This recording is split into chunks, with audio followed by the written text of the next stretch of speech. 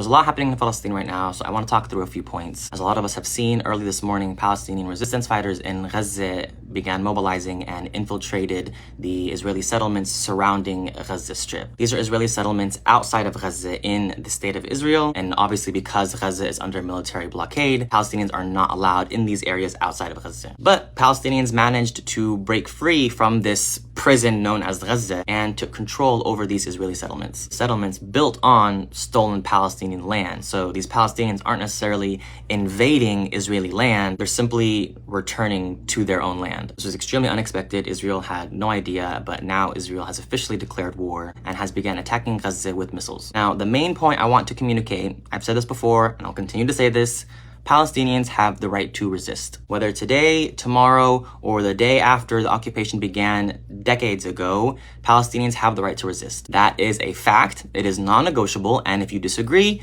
you're a colonizer.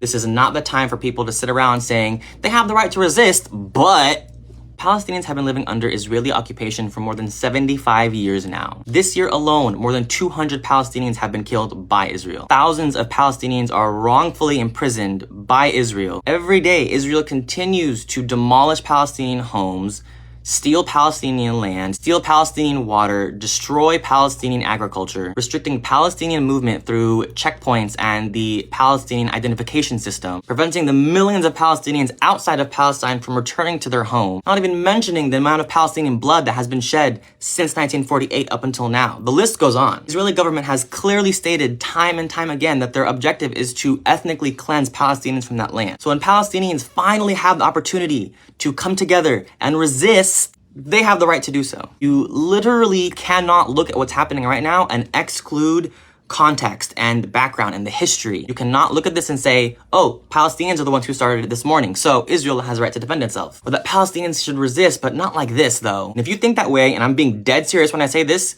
you are a colonizer or you have a colonizer mindset. Palestinians wouldn't need to resist if there were nobody to resist. Resisting is a reaction to an initial action, and that initial action being the Israeli occupation of Palestine. And now Palestinians are resisting that occupation. So take out the occupation, no resistance. It's literally as simple as that. When, where, and how they resist is not up to you.